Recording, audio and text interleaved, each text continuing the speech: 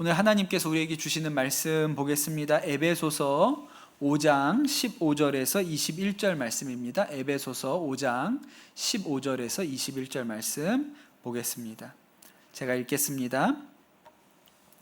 그런즉 너희가 어떻게 행할지를 자세히 주의하여 지혜 없는 자 같이 하지 말고 오직 지혜 있는 자 같이 하여 세월을 아끼라.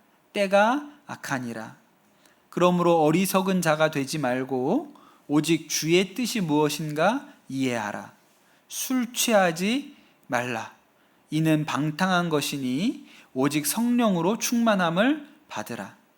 시와 찬송과 신령한 노래들로 서로 화답하며 너희의 마음으로 주께 노래하며 찬송하며 범사에 우리 주 예수 그리스도의 이름으로 항상 아버지 하나님께 감사하며 그리스도를 경외함으로 피차 복종하라. 아멘. 하나님의 말씀입니다. 우리나라 가수 중에 성시경이라는 가수가 있습니다. 이제 40대 후반에 중년이 된 발라드 가수인데 이분이 고등학교 때는 성가대도 하고 그랬대요. 지금은 신앙이 없는 것으로 제가 그렇게 알고 있습니다. 근데 최근에 이 가수가 사람들한테 자주 이렇게 도전하는 이야기가 있는데 본인이 일본어를 마스터했다는 거예요. 그 얘기를 여러 명에게 이렇게 하는 것을 봤어요. 이야기는 이렇습니다. 한국에서 이렇게 가수로 활동하다 보니까 일본에 가서도 노래할 기회들이 이렇게 생긴 거예요. 그러다 보니까 일본에서도 이렇게 한류 스타처럼 많지는 않아도 본인을 좋아해주는 이게 팬들이 생겼어요. 그리고 그렇게 팬들이 모여가지고 팬미팅을 하면 좋겠다. 그래서 이제 일본에 그 팬들을 만나러 가기도 했습니다. 그렇게 가가지고 팬들도 만나고 노래도 하고 그렇게 공연을 하고 이제 공연을 끝날 때 늘 뭐라고 얘기하냐면 제가 다음에 오면 여러분과 소통하기 위해서 일본어를 더 열심히 공부해서 오겠습니다. 그렇게 인사를 했다는 거예요. 그냥 인사죠. 다음에 밥 한번 먹자 이런 거나 똑같은 얘기인 거예요. 근데 제가 다음에는 일본어를 더 공부해서 오겠습니다. 이렇게 멘트로 인사를 했는데 그렇게 그 다음에 또 가면 자기를 좋아해 주는 그 일본 팬들 중에는 한국어를 굉장히 열심히 공부해서 잘하는 분들이 계시더라는 거예요. 본인 노래를 좋아해서 이제 한국어 공부를 하기도 했고, 그래서 그분들은 한국어가 이렇게 발전되는 게 보이는 거예요. 근데 정작 본인은 말만 했지 일본어 공부를 안 했으니까 이게 어느 때부턴가 좀 마음에 부담이 되고, 내가 계속 내 팬들한테 이제 거짓말을 하는구나 이런 생각이 들기 시작한 거죠. 그래서 결심을 합니다. 40이 넘어서 내가 처음으로 이제 일본어를 제대로 공부해야겠다 이런 결심을 한 거예요. 그래서 매일 2시간을 투자하자. 매일 2시간을. 그래서 아침에 일어나면 무조건 일본어 공부부터 2시간. 근데 이렇게 스케줄이나 이런 게 있어가지고 아침에 2시간을 못하는 날이 있잖아요. 그럼 자기 전에라도 2시간을 무조건 채운다. 하루에 2시간은 무조건 일본어 공부를 한다. 이분이 술 좋아하기로 되게 유명한 분이거든요. 그 어떤 날은 술 취해서 돌아와도 이 시간을 못 채우면 일본어 공부를 하고 잤다는 거예요. 그래서 1년 반 만에 일본어 능력 시험 1급을 땄습니다. 제일 높은 거거든요. 그래서 일본 텔레비전 프로그램에 나가서 통역 없이 대화할 수 있는 정도의 실력의 일본어 수준이 된 거예요. 대단하죠. 예. 원래도 공부도 잘하고 머리도 좋은 분이기는 해요. 그러면서 이 성시경 씨가 이 얘기를 하면서 자신이 진짜 후회하고 있는 게 하나 있다고 이야기를 해요. 제가 그대로 옮겨드릴게요. 난 인생에서 제일 후회하는 게 그 제일 젊고 힘 좋을 때 왜 난 등신처럼 그렇게 술만 처먹었을까? 그러니까 그 젊은 날에 그렇게 술자리가 좋아서 맨날 술 먹고 다녔는데 지금 생각해보니까 너무 어리석은 일이었다는 거예요. 이렇게 하루에 2시간씩만 투자하면 1년 6개월 만에 일본어를 마스터하는데, 그 머리 좋고 팽팽 돌아가고 젊고 힘 있을 때 이렇게 건설적인 일에, 나를 발전시키는 일에 시간을 썼으면 너무 좋았을 텐데, 지금 와서 보니까 40에도 하루에 2시간씩만 투자하니까 일본어가 되는데, 그게 너무 안타깝다고, 제일 후회된다고 그 얘기를 이제 하는 거예요. 사실 우리가 시간이 없다 하잖아요. 시간 많습니다, 여러분. 공부할 시간은 없지만요, 유튜브 볼 시간은 많아요. 어떤 목사님한테 들은 얘기인데, 어떤 교회의 여자 집사님이 그 목사님 찾아오셔서 하시는 얘기가, 어머니가 하루 종일 유튜브를 보시는데 그렇게 정치 뉴스 이런 거를 너무 많이 보셔가지고 이 일로 집에 이렇게 가족들 간에도 갈등이 있고 좀 걱정인데 도대체 자녀들 말은 안 듣는다고. 그래가지고 목사님이 좀 얘기 좀 해달라. 목사님이, 어머니가 권사님이니까, 권사님 그 시사 프로그램 이런 거 좀 그만 보세요, 이렇게 얘기를 좀 해주십사 와서 얘기를 하더라는 거예요. 그래서 그 할머니 권사님 잠깐 뵀는데, 할머니 권사님 요새 시간 이렇게 여유 있거나 이러실 때 뭐 하세요? 그랬더니 유튜브 많이 본다고 얘기를 하시길래, 뭘 보세요? 시사 프로그램 이런 거 이런 거 많이 본다고 그러시길래, 권사님 그런 거 많이 보지 마시고 제가 좋은 목사님들 명단을 적어 드릴 테니까 이 목사님들 설교를 좀 들어보세요. 그래가지고 좋은 훌륭한 목사님들 이름을 쭉 적어서 드렸다는 거예요. 그래서 요 목사님들 설교 재미도 있고 아주 훌륭한 목사님들이시니까 이 설교를 좀 들어보세요. 그렇게 적어 드렸대요. 그런데 나중에 보니까 그 따님 집사님한테 요새 어머니 어떠시냐 그러니까, 어머니가 지금도 그 시사 프로그램을 그렇게 보신다는 거예요. 그래서 나중에 또 할머니 권사님 다시 만났을 때, 권사님 제가 적어드린 그 목사님들 설교 다 들으셨어요? 그랬더니 다 들었다는 거예요.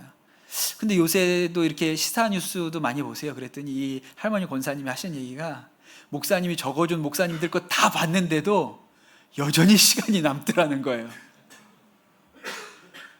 그 은퇴한 어르신들이 시간이 너무 많은 거예요. 할 일이 없으니까. 그러니까 이제 그 목사님들 걸 다 듣고 나도, 목사님 적어주신 거니까 다 들었는데도 여전히 시간이 남는다. 그래서 여전히 보고 계신다. 이렇게 얘기를 하세요. 근데 여러분, 할머니만 그런 게 아니고요. 우리가 바쁘다, 참 먹고 사는 일이 바쁘다 그러잖아요. 그래도요, 유튜브 볼 시간은 있습니다. 기도할 시간이 없다, 예배 나가기 너무 바빠서 예배가 나가기 힘들다 그러잖아요. 근데 유튜브 볼 시간은 있어요. 그게 진짜 바쁜 게 아니고 진짜 시간이 없는 게 아닌 것이죠. 전에 연회에 갔더니, 연회에 가면 이제 은퇴하신 목사님들 이렇게 예배 드리는 순서가 있는데, 거기서 누가 이렇게 그 기도를 하시냐면, 제일 나이 많으신 목사님이, 은퇴하시고 제일 나이 많으신 목사님이 이제 보통 축도를 하시거나 이렇게 기도를 하시거든요. 90이 넘은 목사님이 오셨어요. 근데 이 목사님이 하시는 얘기가, 본인이 90이 넘으셨는데 요새 영어 공부를 하신다고 그런 얘기를 이렇게 하시더라고요. 그러면서 하시는 얘기가, 내가 90 넘게 살 줄 알았으면 70에 은퇴하고 바로 시작했으면 벌써 20년 공부를 했을 텐데, 나는 이렇게 오래 살 줄 모르고 그걸 이제 와서야 90이 넘어서야 공부를 시작했노라, 그런 얘기를 해가지고 젊은 목사들한테 되게 귀감이 되셨던 일이 있거든요. 그러니까 우리가 세상적으로도 시간을 아끼고 쓸데없는 일에 시간을 낭비하지 말고 살아야 되는 것은 너무나도 중요한 일이죠.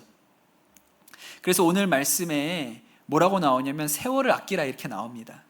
16절에 세월을 아끼라, 때가 악하니라 그랬어요. 세월을 아끼라, 시간 낭비하지 말아라. 이거는 뭐 동서고금에 누구나 하는 말입니다. 그렇죠? 예수 믿는 사람이나 절에 다니는 사람이나 시간을 아껴야 된다, 시간 낭비하지 말아라, 이런 얘기는 다 하거든요. 그런데 오늘 말씀해 보면 왜 세월을 아껴야 하는가? 때가 악하기 때문이라는 거예요. 때가 악하기 때문에. 더 성공하기 위해서 세월을 아끼라고 얘기하는 게 아니라 때가 악하기 때문에 세월을 아껴야 된다고 말해요. 여러분, 때가 악하다는 말이 무슨 뜻일까요? 바울이 살던 그 시대에, 그 로마가 세상을 지배하던 그 시절이 다른 시대보다 더 특별히 악한 시대였을까요? 그렇지 않아요. 여러분, 오늘 광복 80주년인데 그 1945년에 우리가 광복을 맞았잖아요. 근데 1940년대는 진짜 참혹한 시대였어요. 유럽에서, 태평양에서, 양쪽에서 전쟁으로 얼마나 많은 사람이 죽었는지 모릅니다. 뭐 유럽에서는 유태인들을 학살하고 있었고요. 뭐 여기서도 일본이 뭐 난징 대학살이니 뭐 막 악의 시대였어요, 그때는. 그러니까 악하기로 치면 그 바울이 살던 그때가 더 악하냐? 그렇게 말할 수 없죠. 여러분, 죄악의 관영함으로 치면 지금이 더 악한 시대입니다. 그런데 왜 때가 악하다고 말할까? 세월을 아끼라 때가 악하다 말할까? 여러분, 때가 악하다는 말은 주님 오실 날이 멀지 않았다는 말이에요. 때가 악하다는 말은. 왜냐하면 때가, 이제 사도 바울 얘기는 이런 겁니다. 때가 악한 것을 보니까 주님 곧 오시겠네. 세월을 아껴야 돼. 이런 말이에요. 사도 바울이 쓴 여러 서신서에 보면 바울이 이 얘기를 많이 하거든요. 주님 곧 오신다는 얘기를 많이 해요. 데살로니가전서 5장에 형제들아, 때와 시기에 관하여는 너희에게 쓸 것이 없음은 주의 날이 밤에 도둑같이 이를 줄을 너희가 자세히 알고 있기 때문이다. 그러므로 우리는 다른 이들처럼 같이 자지 말고 오직 깨어 정신을 차릴지라. 이렇게 얘기하거든요. 그러니까 사도 바울 생각에는 주님 곧 오신다고 생각했어요. 근데 때가 이렇게 악한 것을 보니까 주님 금방 오시지, 곧 재림하시지, 이렇게 생각했단 말이에요. 그래서 세월을 아끼라고 한 거예요. 주님 곧 오시니까. 이 말씀의 원조가 누굽니까? 예수님이죠. 그날이 도적같이 이를 것이다. 그리스도인이 세월을 아껴야 하는 이유는 다른 것이 아니고 주님 곧 오시기 때문에 그렇습니다. 그러니 우리가 젊은 시절, 힘있고 머리 좋을 때 그 시절만 아까운 시절이 아니고 우리가 살아가는 모든 세월이 우리가 아껴야 돼요. 왜? 주님 곧 오실지 모르니까. 그러면 우리가 어떻게 세월을 아낄 수 있을까요? 오늘 말씀에 나오죠. 15절에 보면 그런즉 너희가 어떻게 행할지를 자세히 주의하여 지혜 없는 자 같이 하지 말고 오직 지혜 있는 자 같이 하라 그랬어요. 여러분, 지혜가 있으면 세월을 아낄 수가 있습니다. 지혜 있는 사람은요, 세월을 아껴요. 지혜가 없으면 시간을 낭비하게 되죠. 그러나 지혜를 가지면 시간을 아낄 수가 있습니다. 제가 중학교, 고등학교 다니던 시절에는 참 지금 생각해보면 쓸데없는 숙제를 많이 내줬는데 그 종이에다가 뭘 여러 번 써오라 이런 숙제를 많이 내줬습니다. 전문 용어로 깜지라고 하는데, 무슨 영어 단어를 써도 그렇게 몇십 번씩 써가지고 오라 이런 류의 숙제를 많이 내줬죠. 국어 선생님도 쓸데없이 무슨 국어 교과서에 지문을 막 써오라고 그랬거든요. 그것도 그냥 한 번 써오는 것도 아니고 2번 써오라, 3번 써오라 이렇게 하는 숙제들을 많이 내주셨어요. 그러면 여러분, 이 숙제 어떻게 하면 빨리 할 수 있죠? 지혜가 있으면 빨리 할 수 있습니다. 제가 썼던 방식은 볼펜 2개를 스카치 테이프로 붙여가지고 잡고 쓰면 한 번 쓰는데 글씨가 2개가 나오죠. 그렇게 나란히 써도 될 때는, 나란히 위아래로 써도 될 때는 볼펜 2개, 3개까지는 좀 버거워요. 3개까지는 좀 노력이 더 필요한 것 같고 2개 정도는 무난히 잡고 쓰면 시간이 반으로 줄지 않습니까? 그런데 똑같이 쓴 종이를 여러 장을 만들어 가야 될 때는 어떻게 해요? 먹지라는 게 있었어요. 먹지. 문구점에 가면 먹지를 사가지고 위에다가 하나 쓰면 밑에 한 장이 더 까맣게 먹에 묻어가지고 한 장이 더 나오죠? 그럼 그거 갖다 내면 됐습니다. 그러니 여러분, 지혜를 쓰면 시간을 줄일 수가 있어요. 세월을 아낄 수가 있어요. 거기에 뭐 그렇게 시간을 투자해요. 요새 아이들 온라인 영상 보고 공부하잖아요. 저도 뭐 이렇게 설교도 듣고 이렇게 하는데 어떤 목사님 설교 중에 어떤 부분이 이렇게 좀 찾고 싶어서 들을 때 다 듣고 있기가 힘들 때가 있어요. 뭐 어떤 설교 뭐 30분, 40분 막 이렇게 하니까 다 듣고 힘들 때 어떻게 해요? 빨리 듣죠. 요새 아이들도 공부할 때 아는 거는 빨리 돌리고 모르는 거는 제 속도로 보고 이렇게 하지 않습니까? 그러니까 지혜가 있으면 시간을 줄여요. 그런데 여러분, 세상적인 방법 말고 주 안에서 지혜로운 건 어떤 걸까요? 잔머리 말고 주 안에서 지혜로운 거. 17절에 보면 이렇게 나옵니다. 그러므로 어리석은 자가 되지 말고 오직 주의 뜻이 무엇인가를 이해하라 그랬어요. 그러니까 주님 안에서 지혜로운 거는 잔머리 잘 써가지고 좀 수고를 덜어봐라 이런 얘기가 아니고, 주님의 뜻이 무엇인지를 이해하면 시간을 아낄 수가 있어요. 주님의 뜻이 무엇인지를 잘 분별하지 못하잖아요. 그럼 여기도 들쑤셔보고 저기도 들쑤셔보고 더디죠. 그러나 주님의 뜻을 잘 알면 어떻게 해요? 시간을 아낄 수가 있죠. 신학교에 가면 늘상 보게 되는 일이 있습니다. 20살에 수련회 가서 은혜 받고 이제 신학교를 20살에 딱 들어왔어요. 근데 와서 공부를 해보니까 내 길이 아닌 것 같아. 그래서 교회 가가지고 뭐 사역을 해야 되니까, 나중에 전도사님도 되고 목사님도 돼야 되니까 교회 가서 사역이라고 해봤는데 내 적성이 아닌 것 같아요. 그래서 신학교 다니는 일에 기쁨이 없고 고민하는 친구들이 많이 있습니다. 이런 친구들이 조금 다니다가 한 학기 다니고 어떻게 해요? 보통 휴학하죠. 그리고 다시 조금 다니다가 아직도 마음에 확신이 없어요. 그럼 어떻게 해요? 남자들은 군대 갑니다. 그리고 군대 갔다 와서 다시 복학하는데 또 재미가 없어요? 그럼 좀 뭐 아르바이트도 해보겠다 그러고, 그러면서 또 휴학을 해요. 근데 이렇게 학교를 다니면 성적이 잘 나오겠습니까?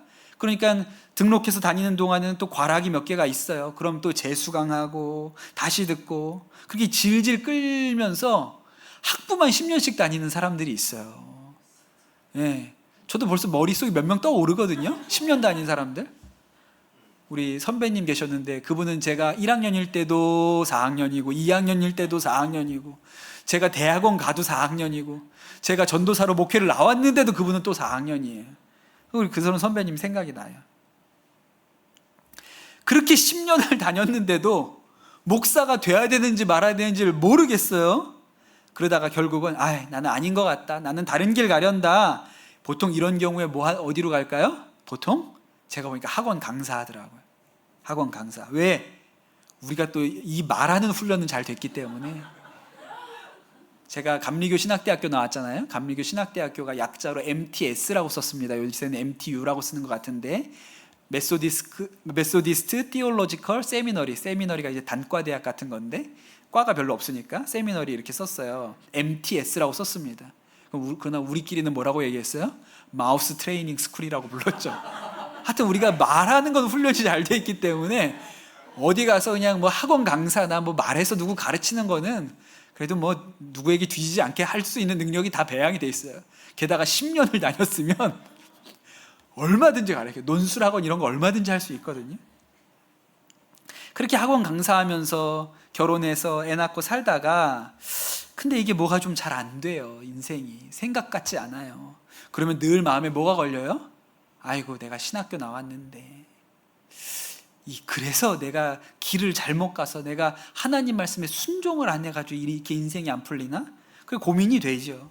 그게 고민하다가 기도원에 가서 기도해보고 아내랑 같이 기도해보다가 결심을 합니다. 신대원 가기로. 그러니까 한 나이 40쯤 돼가지고 40 넘어서 이제 애들 좀 어느 중고등학교 좀 가게 됐을 때쯤 돼서 신대원 가겠다고 이제 결심을 해요. 그럼 이제 아내는 돈 벌러 다니고 남편은 신대원 다니는 거죠. 그러다가 이제 신대원 마치고 이제 목회를 시작을 합니다. 그럼 친구들은요 벌써 시작한 지가 20년이 지났어요. 중견교회 목사들이 다 담임 목사들이 돼 있어요. 근데 이제 전도사 하고 계신 거예요. 그러니까 왜 그렇게 빙글빙글 돌아요? 왜 그렇게 빙글빙글 돌아오냐고. 어차피 갈 거. 처음부터 주의 뜻이 무엇인지를 분별했으면, 주의 뜻이 무엇인지 확인했으면 한 번에 가면 되는 것을, 그거를 아닌 것 같은데 빙글빙글 돌다가 20년에 걸쳐서 빙글 돌다가 다시 그 학교로 돌아오는 거예요. 10년 다닌 학교로. 지어낸 얘기가 아니고요. 상당수 있습니다. 상당수 있어요. 그러니 여러분, 우리가 세월을 아끼는 방법이 무엇입니까? 오직 주의 뜻이 무엇인가를 이해하라 그랬어요. 그러면 방황 덜하죠. 이왕 갈 거면 기분 좋게 한 번에 가면 하나님 마음도 시원하고. 그런데 참 안타까운 것은 우리가 다 그렇게 지혜가 없는 자입니다. 예, 주님의 뜻을 이해하기가 어렵기도 하고요. 또 알아도 우리의 자아가 꺾이질 않아가지고 그 순종이 잘 안 되는 거예요. 그래서 여러분, 오늘 말씀해 보면 시간을 아끼는 진짜 중요한 길이 나와 있어요. 어떻게 하면 시간을 아끼나 정말 중요한 길이 나와 있는데 뭐냐면 18절에 나옵니다. 술 취하지 말라. 이는 방탕한 것이니 오직 성령으로 충만함을 받으라 그랬어요. 여러분, 세월을 아끼는 제일 중요한 방법이 뭔지 아십니까? 성령의 충만함을 받는 거예요. 그럼 세월을 아낄 수가 있어요. 먼저 18절에 술 취하지 말고 성령의 충만함 받으라고 했지 않습니까? 술 취하지 말라고 했는데 아까 성시경 씨 얘기했죠. 뭐 후회합니까? 그 젊고 머리도 좋은 그때 술만 처먹었을까요? 이거 후회한다 그랬잖아요. 제가 보니까 한국 사람들은 밥은 엄청 빨리 먹어요. 근데 술은 엄청 천천히 먹어요. 술자리는 끝나는 법이 없어. 제가 신학교 다닐 때 그 몇 개월 호프집에서 일을 하면서 예수 안 믿는 그 청년들이 어떻게 사나 옆에서 지켜본 적이 있었는데 사실 진짜 충격적이었어요. 보통 이제 제가 일했던 그 가게가 1시 정도 끝났거든요. 1시. 그럼 그 1시에 술을 먹으러 가는 거예요. 그래서 1차 가고 어디 춤추는 데 갔다가 자기들끼리 뭐 한 잔만 더 먹고 가자, 한 잔만 더 먹고 가자 이러다가 해가 뜹니다. 그러면 뭐라고 얘기하냐면, 야, 택시 할증 끝나는 시간에 가자. 지금 가면 할증 붙어서 비싸니까 택시 할증 끝나는 시간에 가자. 그랬다가 할증 끝나는 시간에 안 가면 어떻게 되는지 알아요? 야, 첫 차 버스 타고 들어가자. 그래가지고 밤새워 술을 먹더라고. 대단하더라 진짜. 여러분, 그렇게 시간을 써요. 술 취하는 일에, 술 먹는 일에 그만큼 시간을 씁니다. 기도하는 일, 예배하는 일에는 시간 안 쓰거든요. 여러분, 요새 예배 2시간 드리면 교인 다음 주 안 나올걸요? 저도 전에 우리 교회 김용의 선교사님 오셔서 말씀 전하시는데 3시간 넘어가는데 속으로 뭐라고 생각했냐면, 다시는 오지 말아야겠다. 김용의 선교사님 언제 말씀 전하신다 그러면 다시는 오지 말아야지. 제 안에도 그런 생각이 들거든요. 근데 술자리는요, 밤새워 하는 거예요. 밤새워. 그런데 그렇게 하지 말고 시간을 아끼는 진짜 비결이 무엇이냐? 성령에 충만하라는 거예요. 성령에 충만하라. 성령에 충만하면 거기에서 지혜도 오고 분별도 옵니다. 주님의 뜻이 무엇인지 어떻게 이해할 수 있습니까? 성령에 충만하면 이해해요. 아까 그 신학교 그 방황하는 10년 동안 학부 다니는 신학생이 그 신학교 다니는 시절에 성령 충만했으면 10년이 안 걸려요. 그렇게 빙글빙글 돌다가 40 넘어가지고 다시 신대원 가는 일이 안 생깁니다. 그때 성령 충만했으면 그때 결정이 나요. 분별이 되니까. 그러니까 그때 뭐가 없었어요? 그때 성령의 충만함이 없으니까 이 길이 맞나 저 길이 맞나, 맞는 거는 같은데 부담은 있는데 갈 용기는 없어, 자신은 없어, 내가 잘 못할 것 같으니까. 성령 충만이 없으니까 그렇죠. 그러니까 인생 낭비한단 말이에요. 신학생만 그런 게 아니죠. 제가 오랫동안 청소년 목회하면서 본 일이 뭐냐, 이 애들을 청년부만 올려보내면 다들 어디로 사라지는지 알 수 없어요. 1년 지나고 2년 지나고 그럼 다 없어집니다. 남아있는 애들이 별로 없어요. 그 20대에 주님 떠나서 방황하는 애들이 얼마나 많은지 모릅니다.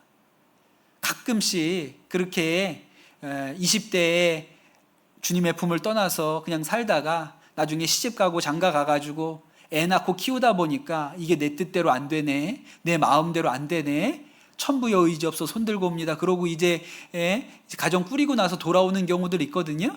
복되죠. 그거 너무 귀한 일이에요. 근데 문제는 뭐냐면 그때 돌아오면 20대가 돌아오는 건 아니라는 거예요. 그 시간이 돌아오는 건 아니에요. 그런데 제가 보니까 세상에 20대처럼 좋은 시간이 어디 있어요. 주님을 위해서 전심을 들여서 순종하고 헌신할 수 있는 시간이 20대 말고 언제가 있어요. 그 20대 중에서도 대학 다니는 4년, 직장 들어가기 전에, 어디 정직원으로 직장 들어가면 그때부터 휴가 뭐 없잖아요. 언제 시간을 빼서 단기 선교를 가요. 그런데 대학, 세상에 방학이 왜 이렇게 길어? 근데 이때 성령 충만하면 뭐 수련회도 쫓아가서 보조교사로 섬기고, 거기 가서 은혜도 받고 기도도 하고 단기 선교도 가고, 또 더 마음이 있으면 6개월 시간 내서 DTS도 받고 이런 일들 할 수 있을 텐데, 그 대학 다니는 방학 8번밖에 안 오지 않습니까? 8번? 겨울방학, 여름방학 8번밖에 안 오잖아요. 그걸 유튜브 보면서 다 보낸다고 생각하면 얼마나 이게 불쌍해요. 그런 기회나 그런 시간이 다시는 오지 않는데, 그러니까 세월을 아끼라 그러는 거예요. 성경의 말씀을 좀 고쳐야 된다니까요. 유튜브 보고 있다가 주님 오세요. 그럴 사람이 많을 거예요. 유튜브 보다가 주님 오시는 거 볼 사람들이 많을 거라는 거예요. 여러분, 그 청년 시절에 충만하면, 방황하지 않고 그 청년 시절에 충만하면 얼마나 복이에요. 얼마나 할 수 있는 일이 많아요. 근데 또 여러분, 우리 인생의 중요한 대부분의 결정이 20대에 몰려 있어요. 직장 선택하는 문제가 20대에 오고요. 좀 빠르게 오면 결혼도 20대에 옵니다. 그러니 이후의 인생을 결정하는 중요한 결정의 대부분이 20대에 온다니까요. 근데 여러분, 그 결정을 어떻게 해요? 확신 없이 해요. 왜? 성령의 충만함이 없으니까. 그냥 내 소견에 좋은 대로, 내 판단대로. 그러니까 계속 무슨 생각해요? 맞나? 이게 맞나? 내가 잘했나? 그러니 여러분, 그 젊음, 20대라는 그 시간이요, 도적같이 왔다가 도적같이 지나갑니다. 그러니 성령 충만해야 세월을 아껴요. 너무 중요한 거예요. 여러분, 우리 인생의 중요한 모든 순간이 도적같이 온다는 것을 알아야 됩니다. 시간이 많은 게 아니에요. 2021년이 저희 가정에게 있어서는 굉장히 힘든 해였어요. 2020년 코로나가 한창일 때, 그때 인도네시아 선교사로 계셨던 저희 처형 선교사님이 몸에 좀 이상이 있다고 그렇게 생각을 하고 인도네시아 병원에서 진료를 받았더니 암이라고 그렇게 진단을 받으셨습니다. 그래서 빨리 한국으로 돌아야겠다고 생각을 했는데, 그때는 코로나로 인해서 진짜 오는 것도 너무 힘든 거예요. 생각처럼 빨리 이게 올 수가 없는 그런 형편이었어요.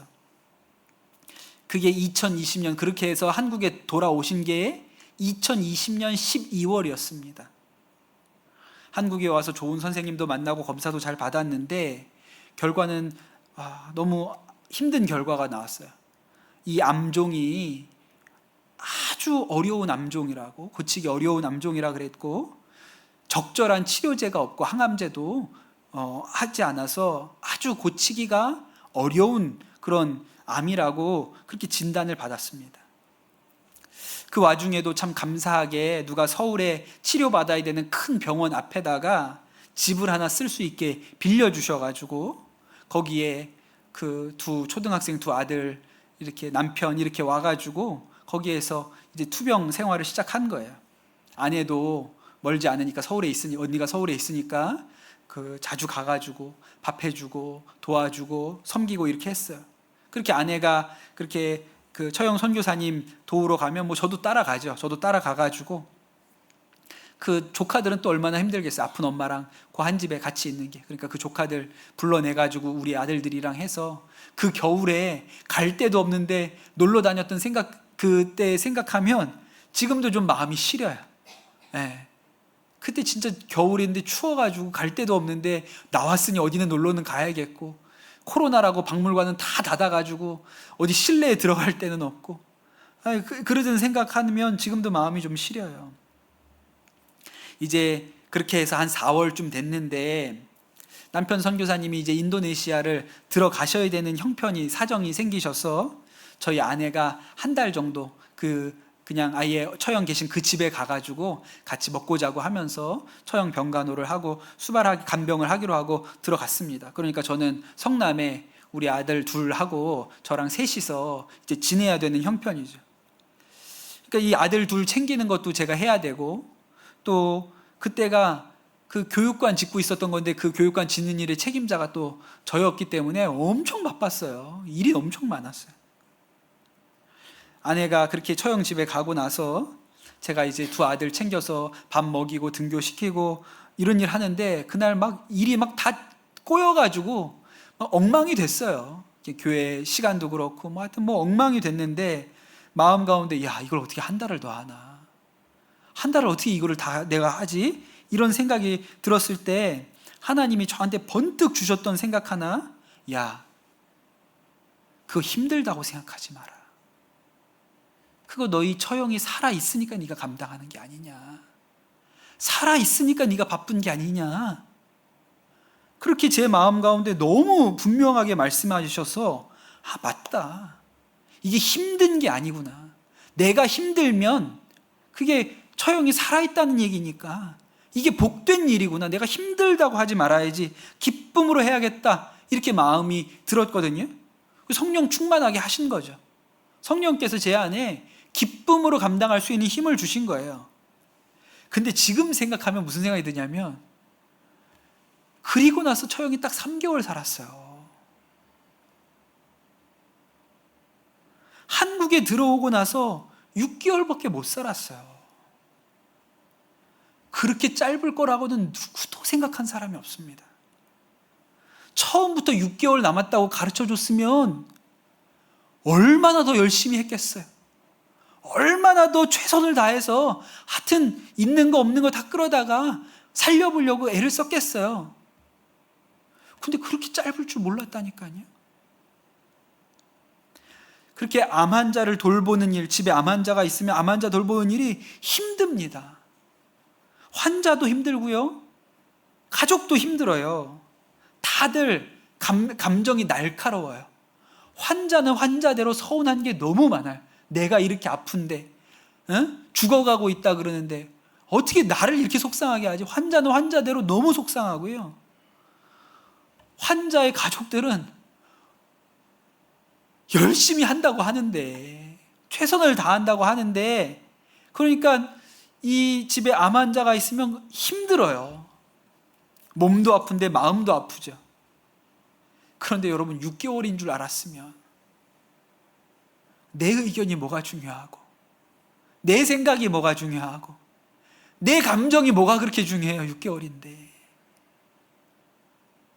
그러니 지금 돌아보면 그 시간에 진짜 뭐가 필요했는가? 성령 충만이 필요했어요.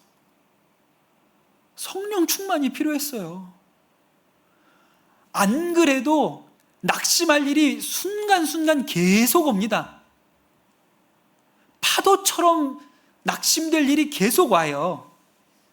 그런데 그때 성령 충만해야 그 가운데서도 소망을 불어넣을 수가 있죠. 믿음으로 세울 수가 있잖아요. 환자나 또 가족에게 넉넉히 받아주고 위로해주고 사랑해줄 수 있는 힘이 성령 충만해야 있지요. 그러니 여러분, 그 시간이 도적같이 지나간다는 것을 알아야 됩니다. 길지 않아요. 근데 그 시간에 뭐가 필요합니까? 우리에게 그 짧은 시간을 아껴서 쓰려면 성령의 충만함이 필요해요. 그래야 넘어갈 수 있죠. 인생이 그와 같습니다.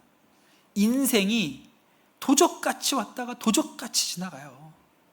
그때 우리에게 무엇이 필요합니까? 성령 충만이 필요하다니까요. 우리가 자녀들 키우면서 그 부모와 아이 사이에 애착이 형성되는 시기가 있다고 하잖아요. 그게 생후 6개월부터 24개월 사이에 애착이 형성된다고 해요. 그러니 엄청 짧죠? 1년 6개월인 거예요. 1년 6개월. 엄청 짧아요. 그런데 그때 이 엄마와 아이 사이에 애착이 형성되었는지 안 되었는지에 따라 그 아이의 평생의 그 감정이나 그 성향이 결정된다고 그러잖아요. 근데 그 기간이 1년 6개월이라니까요. 근데 여러분, 그 시간이 그냥 정신없이 지나간다니까요. 그 시기가 엄마한테는 그렇게 힘들어요. 아기 낳고 나서 몸도 힘든데 이 아이는 떨어뜨리고 떨궈 놓을 수도 없죠. 맨날 울죠. 4시간도 없고 잠도 못 자죠. 또 마음도 얼마나 힘듭니까? 내 인생이 그냥 다 없어져 버린 것 같아.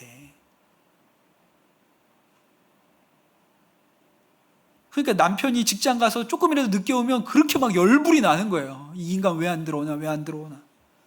어디 가서 술이라도 한 잔 먹고 늦게 들어오잖아요. 죽이고 싶은 거예요. 그럼 진짜. 그렇게 하루 종일 기다렸는데 들어와서 피곤하다고 씻고 그냥 누워서 자는 거 보면 얼마나 그 뒤통수를 보는데 야속하고 속이 상한지. 그러니까 늘 감정적으로 화가 나 있고 속상하고, 그렇죠. 또 호르몬 분비 때문에 또 뭐 산후 우울증이 오고 힘들단 말이에요. 얼마 전에 뉴스 보니까 어떤 애기 엄마가 혼자 애기 낳아서 키우는데 그냥 애가 20대 그 뭐 젊은 나이에 그렇게 애기를 혼자 낳아서 키우니까 너무 힘드니까 그냥 애기만 놓고 친구들이랑 놀러 가가지고 며칠 놀다가 들어왔대잖아요. 그래서 주민들이 애가 집에서 우니까 뭔 일인가 해가지고 신고를 해가지고 아동학대로 잡혀갔다고 뭐 이런 뉴스가 나오지 않습니까? 우리가 뭐라고 생각해? 야, 세상에 어떻게 저런 엄마가 있어? 저렇게 생각이 없어. 근데 여러분, 그 정도가 아니라서 그렇지. 그 시간이 힘들게 지나갔어요. 근데 여러분, 그 시간에 우리가 진짜 필요한 게 뭐예요? 성령의 충만이 필요하잖아요. 왜? 우리 힘으로 안 되니까. 내 능력으로 안 되니까. 감정 조절이 내 힘으로 안 되니까. 은혜의 충만이, 성령의 충만이 있어야 그 짧은 시간인데 그 시간에 이길 수 있죠. 유기성 목사님 부흥회 때 오셔서 그 이야기 한번 하셨죠. 그 엄마가 외출했다가 돌아왔는데 딱 들어가 보니까 딸이 혼자서 음란물을 이렇게 보고 있는 거를 목격을 한 거예요. 엄마도 뭐 깜짝 놀랐겠죠. 어휴, 내 딸이 어떻게 저럴 수가 있어. 당황하기도 하고. 그래서 딸한테 아주 뭐 모질게 수치스럽게 화를 내고 얘기를 한 거예요. 근데 이 딸이 그 이후로 정신이 완전히 병이 들어서 정상적인 생활을 할 수 없게 되었다고 얘기하지 않습니까? 이 어머니 평생의 회한으로 남겠죠. 여러분, 그 순간에 우리에게 무엇이 필요했겠습니까? 성령의 충만함이 있었어요. 성령의 충만함이 있었으면 피해갈 수 있는데, 여러분, 우리 청소년 자녀들 키우는 부모님들 진짜 힘들잖아요. 예민하고 민감하고 말도 안 통하고 반항하고 도저히 대화가 안 되고. 여러분, 들어갈 때마다 성령 충만하게 해주세요. 그 성령 충만이 필요한 거예요.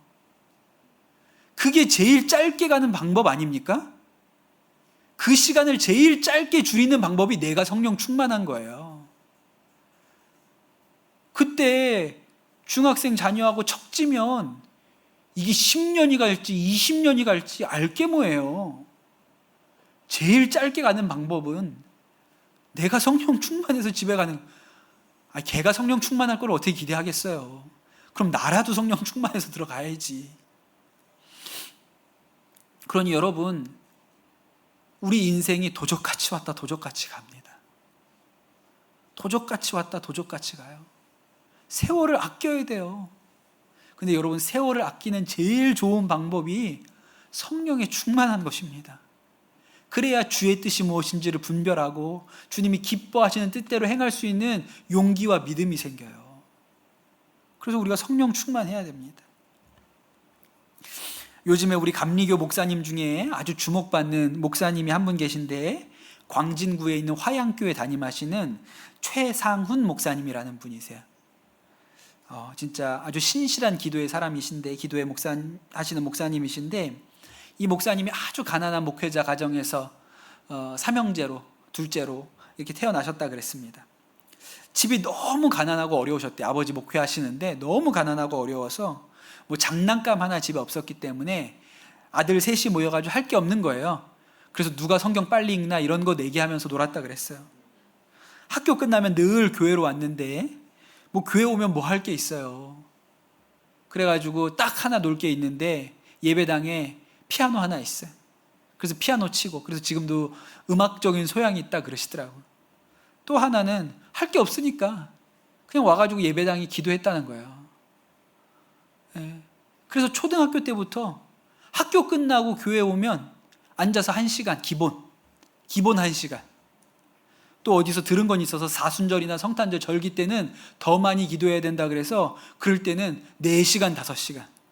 중학생이 그렇게 기도를 했다는 거예요. 그러니까 하나님이, 이분은 그 어린 시절에 기도를 이렇게 일으킨 사람이에요. 충만하게, 그렇게 기도하기가 어려울 텐데 기도의 영을 부으셔서 그 어린 시절에 그렇게 매일매일 기도하게끔 이렇게 한 목사님이세요. 그 기도를 진짜 많이 하셨죠. 그러니까 하나님이 이분에게 은사를 주셨어요.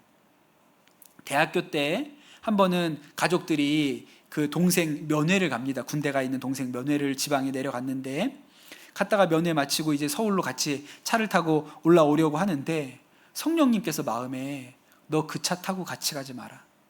넌 그 차 타지 마라. 이런 마음을 주셨다는 거예요. 아니, 가족이 다 한 차로 왔는데 나만 그 차를 타지 말라 그러면 그걸 뭘 어떻게 설명을 할 수가 있어요. 그래가지고 마음에 뭐라고 생각을 했냐면, 어머니한테 어머니 제가 여기서 따로 그냥 버스를 타고 올라가도 될까요? 라고 물어봤는데 엄마가 그래라 그러면 버스 타고 올라오고, 뭔 소리니 너는 우리랑 같이 타고 하는데 네가 왜 버스 타고 와? 이러면 그냥 타고 와야지, 이렇게 생각을 하고 어머니께 여쭤봤다는 거예요. 어머니 제가 버스를 타고 집에 가도 될까요? 그랬더니 어머니가 너무 이상하게도 그 네 마음대로 하라고 그러셨다는 거예요. 그래서 버스를 타고 그날 올라왔습니다. 집에 갔는데 아무도 없는 거예요. 분명히 승용차가 먼저 도착해야 맞죠. 버스를 타고 왔으면 터미널에 갔죠. 터미널에 내려가지고 또 집까지 찾아왔으면 승용차가 훨씬 빨리 왔어야 되는데 집에 갔는데 아무도 없는 거예요. 나중에 연락이 왔는데 교통사고가 났어요. 그래서 식구들이 다 다쳤거든요. 그것도 희한해. 그럼 다 타지 말라고 하든가. 그게 뭐 희한하게. 근데 나중에 그 사고 난 사진을 뭐 이렇게 뭐 경찰들이 찍은 걸 이렇게 보게 됐는데, 운전석 옆에 조수석이 완전히 박살이 나서 형체를 찾아볼 수 없게 됐다는 거예요. 그 나머지 식구들은 그래도 그쪽이 아니라 뒤에 앉았고 운전석에 앉아서 그나마 이렇게 죽을 정도로 다치진 않았어요. 그런데 본인이 탔으면, 왜냐하면 내려올 때 거기 조수석에 본인이 타고 왔으니까 본인이 그 자리에 타고 갔으면 그냥 이게 사진으로 보건데 죽었을 거라는 거예요. 그래서 하나님이 내 목숨을 건지시려고 그렇게 말씀을 하셨나 보다, 그렇게 깨달아졌다는 얘기를 하세요. 기도를 많이 하니까, 그러니까 이분의 기도가 쌓여 있으니까 하나님께서 이런 때에 이런 은혜도 주시나 보다, 뭐 그런 일이 있었어요. 그리고 나서 이 최 목사님이 신학교 졸업하고 케냐에 선교사로 가서 7년 동안 아프리카 선교사로 삽니다. 그리고 7년 사역을 마치고 안식오를 나왔는데 하나님께서 너 7년 동안 참 더운 곳에서 고생 많았다. 이제 아프리카로 돌아가지 말고 내가 너를 시원한 곳으로 보내주겠다. 알래스카로 가라. 그래서 알래스카에 가서 또 7년 사역을 하시거든요. 대단하죠. 그러니까 선교사님이 케냐에서 7년 사역하다가 또 이번에는 알래스카로 가라 그러니까 알래스카로 또 가신 거예요. 그런데 알래스카에서 사역할 때 무슨 일이 있었냐면, 아들이 둘 있었는데 둘째 아들이, 2살짜리 둘째 아들이 창문에서 떨어져서 죽습니다. 천국을 가요. 먼저. 얼마나 고통스러운지. 내 목회 인생에 그렇게 아프고 힘들고 좌절된 때가 없었다고 그렇게 얘기를 하세요. 너무너무 힘들고 고통스러웠다고. 그런데도 불구하고 하나님이 다시금 그분 마음을 일으키시고 위로해 주시고 힘을 주셔서 목사님도 사모님도 다시 일어나서 목회를 감당하셨거든요. 근데 제가 이 얘기를 들으면서 무슨 생각이 들었냐면, 그래서 기도를 시키셨구나. 하나님께서 그래서 그 목사님 어렸을 때 그렇게 기도를 시키셨구나. 여러분, 우리가 기도함으로 우리에게 올 시험이 비껴가는 일도 있어요. 그런데 기도했기 때문에 시험을 통과하는 일도 있어요. 그만큼 기도했으니까 그 어린 아들을 선교지에서 잃는 이런 사고를 당하고도 그 고난을 통과하는 거예요. 그분 안에 기도가 있었기 때문에, 쌓여 있는 게 있어서. 그러니 여러분, 성령 충만이 우리한테 있으면 우리에게 올 고난이, 올 시험이 비껴가는 일도 있죠. 하나님께서 면하게 해주시는 일도 있어요. 그런데 통과해야 되면 그 힘 가지고, 그 기도의 힘 가지고, 그 능력 가지고, 그 성령 충만함 가지고 어려울 때도 통과해야 되는 거예요. 그래서 예수님이 기도 가르쳐 주실 때 제자들에게 우리를 시험에 들게 하지 마시고 이렇게 기도하라고 가르쳐 주셨고, 예수님 십자가 지시기 전에 제자들에게 시험에 들지 않게 깨어 기도하라고 하셨잖아요. 기도하고 성령의 충만함이 있어야 시험도 통과를 하니까. 그러니까 우리 주님은 아시는 거예요. 성령에 충만해야 네가 넘어간다. 성령에 충만해야, 지금 이때에 성령 충만해야 네가 이 위기를 넘어가지. 우리에게 알려주시는 것이죠. 사랑하는 성도 여러분, 우리가 어떻게 세월을 아낄 수가 있습니까? 주님 곧 오실 텐데 어떻게 해야 우리가 이 세월을 아끼며 살 수 있어요? 오직 성령의 충만을 받으라 그랬어요. 다른 방법이 없다. 오직이라는 말은 다른 방법이 없다. 너희가 뭐 스케줄러를 잘 세워가지고 AI의 도움을 받아서 아무리 스케줄을 체크하고 빡빡하게 계획표를 세워놓고 한다고 세월을 아끼는 게 아니고, 세월을 아끼는 진짜 방법은 오직 성령의 충만함을 받으라. 오직 다른 방법이 없다. 오직 성령의 충만함을 받으면 20년 돌아갈 것을 뜨거운 마음으로 1년이면 가잖아요.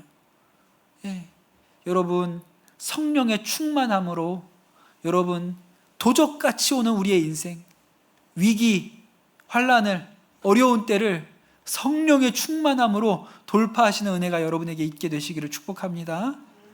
오직 성령의 충만함을 받으라고 했으니 여러분 그 충만을 여러분이 받으시고 우리가 세월을 아껴 하나님 앞에 칭찬받는 일꾼들로 서시기를 축복합니다. 우리 같이 찬양하고 기도하도록 하겠습니다.